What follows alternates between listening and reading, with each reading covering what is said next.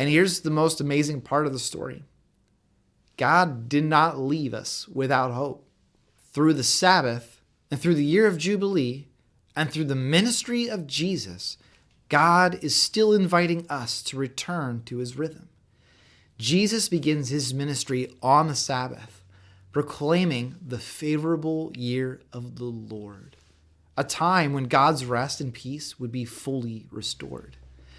The ultimate goal of God's rhythm isn't just order or even rest. It's completeness.